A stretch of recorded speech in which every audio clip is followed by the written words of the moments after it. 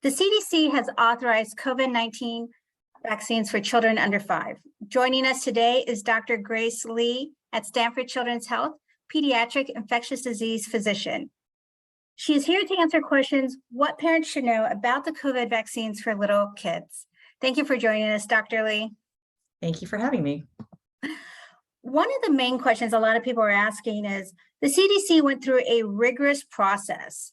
What were the concerns, the categories, and what led to the final unanimous approval for this population? Yeah, thanks for that question. So process to us is incredibly important. We, in public open meeting, we always discuss the evidence to recommendations framework. In that framework, we have several key domains, such as what is the public health burden, what is the effectiveness, efficacy, immunogenicity, and safety of these vaccines, and what is the benefit-risk balance overall, as well as the certainty of what we know and what we don't know. We think about values and acceptability. And finally, we think about equity, resource use, and feasibility issues. And all of those are critical to our discussion in terms of thinking about each vaccine and the benefits and risks of the 2-dose Moderna vaccine and the 3-dose Pfizer vaccine for children under the age of 5. Was it an easy process? Was it a process that had to go through several questions, several testing?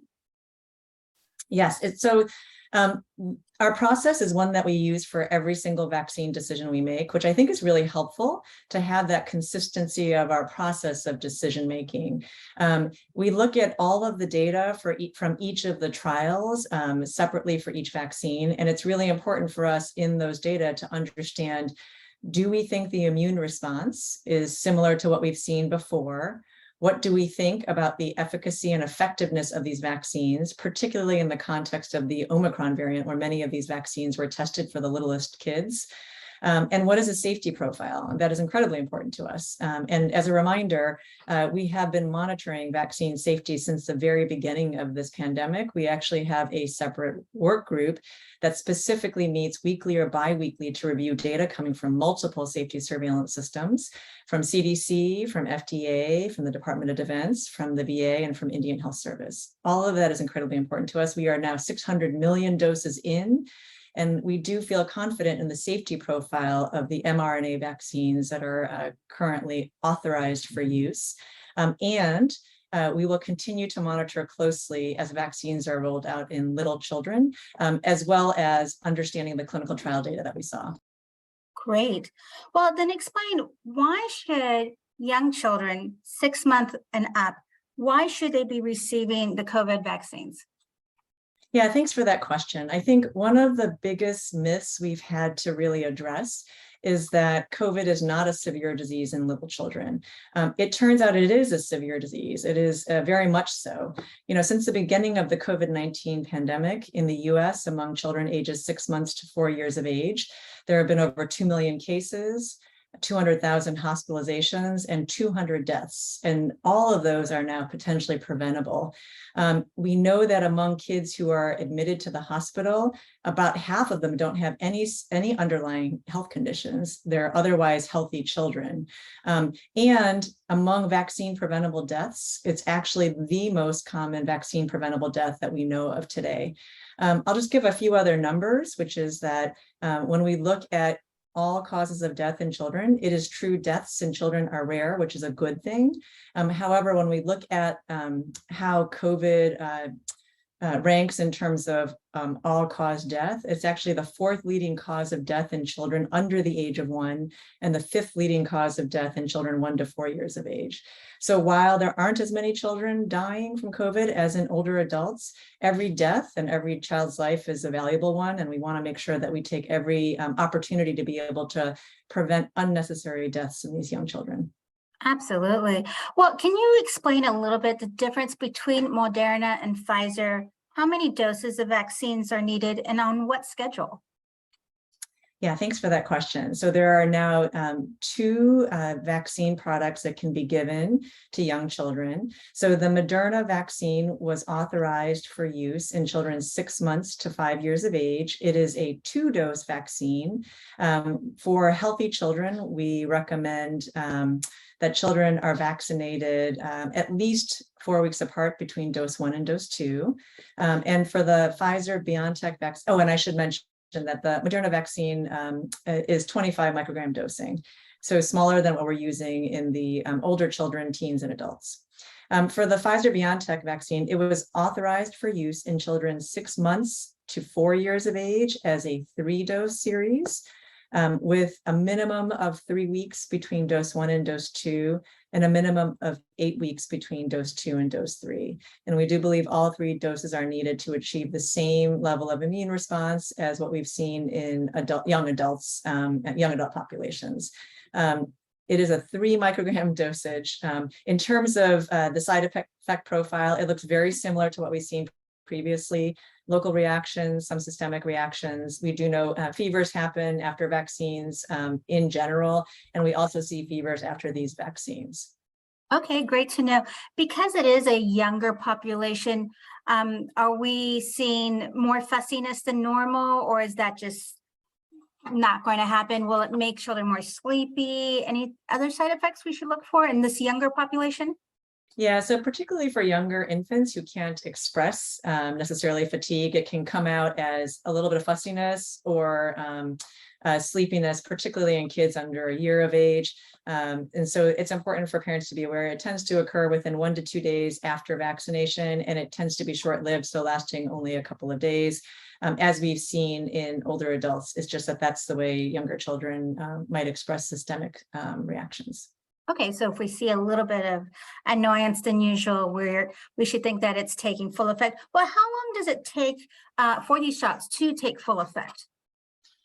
Yeah, typically we believe that people are best protected approximately 2 weeks after they've completed their primary series. So that would be after dose 2 for the Moderna for younger children, and after dose 3 for the Pfizer for younger children. And that's when we would anticipate they would be most protected. Perfect. Now, what if a child is already vaccinated or already received COVID-19? Should they get vaccinated right away, or should they wait? Yes, that's a really helpful question. I'm glad you asked that. So what if you're already infected? Well, what we do know is that prior infection does not seem to protect adults or children, and that we definitely saw that during the Omicron wave. We saw people who actually got Delta infection and who then subsequently got Omicron infection. We find that the people who receive vaccines induce a broader neutralizing antibody response compared to naturally induced immunity. And so we do feel that vaccinating children, even with a history of prior infection, has the opportunity to prevent both severe disease as well as future infections. So we do think it's important. We think that prior infection is not durable in protection, and those individuals would still very much benefit from receiving a vaccine. What if the child has an immunocompromised disease? Another great question, because we do care for a lot of children with immunocompromised. So what is currently authorized today is that for children who are moderately or severely immunocompromised, much like we see in the older adult population, often an additional dose is needed as part of that primary series. So for Moderna, the FDA did authorize an additional dose for children who are 6 months to 5 years of age with moderate or severe immunocompromise, with an interval between dose 2 and dose 3 of at least 4 weeks. We haven't yet seen a similar authorization for the Pfizer vaccine, but we anticipate those discussions are underway. And as the FDA, modifies its authorization, then the ACIP can weigh in. But we certainly think that we want to make sure we maximize the protection for children who might not have an optimal immune response to begin with. Are there any concerns about myocarditis for this population, or still any population? Thank you for that question. So we know that myocarditis is something that is seen particularly in teens and in males. that happens shortly after vaccination. In both clinical trials, both the Moderna and Pfizer clinical trials in younger children, there were no cases of myocarditis seen. However, we recognize that we want to make sure that as vaccines are rolled out, we continue to monitor this. We have seen that the reporting for myocarditis cases in the 5 to 11-year-old population is actually much lower than the 12 to 17-year-old or 18 and above population. And the reason for that is actually, it turns out there's a natural background rate, is what we call it, of myocarditis, where for whatever reason, teens, and particularly male teens, independent of COVID and independent of vaccination, seem to have a higher rate of myocarditis that occurred even prior to COVID-19 arriving in the US. So we know against that background rate that individuals, for whatever reason, may be more susceptible during that time period. It tends not to be the same picture in younger children, although we will continue to closely monitor. I will say there are, of course, other reasons that children, many other reasons that children develop myocarditis. Sometimes it is congenital, meaning there's a reason they're born with it, and that happens in the youngest of infants, and that's independent of any exposure to any infection. But we also know that young children who are exposed to infection can get it. The only other comment I'll make is that, well, two things. One is that it is incredibly important for us to continue to monitor safety, and this is clearly going to be an event that we'll monitor over time. We anticipate the rates may be lower, but we're going to continue to monitor closely. And that's based on the background rates and what we know about the natural history of myocarditis. When you say monitor, will we be monitoring this population 4 and under, or 6 months to 4, the same way we do kids 5 to 12, 5 to 18, and adults? Do we still wait the extra 15 minutes or so with this population as well? Or will there be an instant reaction that we should look for?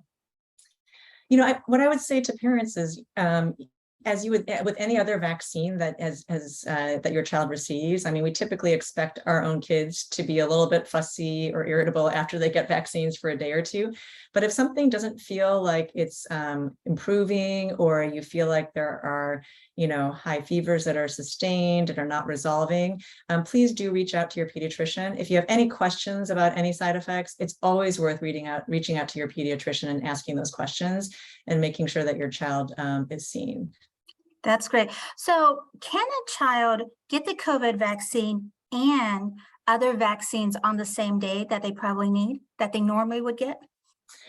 That's a great question. So the AAP, the American Academy of Pediatrics, has very much endorsed concomitant vaccinations, meaning same day, getting multiple vaccines, as a way to make sure that children remain up to date on their vaccines. What we've seen during the pandemic is that children have gotten very far behind on their vaccines, and we're starting to catch up now as things have improved over time, and people are able to come back into their pediatric practices, but we still are behind on some of our vaccines. So the American Academy of Pediatrics certainly endorses, if you think there's going to be a missed opportunity, you're not going to be able to get that child back in your clinic, to go ahead and offer vaccination and make sure that children are up to date.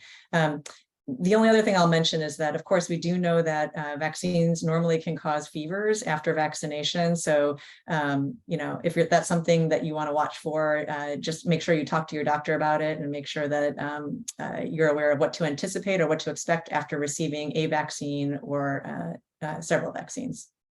Absolutely. Last question, Dr. Lee. What can parents do to reduce the child's risk of getting COVID? Yeah, so I think this is the number one thing we can do, is especially for young children who are not able to be masked. This is a great opportunity to protect your children from COVID-19 infection.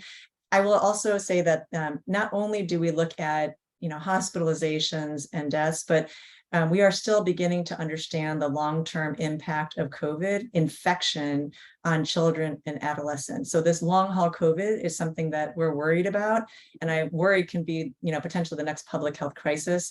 We do believe that vaccines can offer protection against potentially long-haul COVID. We've seen some data from adults that suggest that this is possible, and we certainly see that it is highly protective against MIS-C, which is multi-system inflammatory syndrome in children, which to be honest, is a form of long haul COVID in a sense.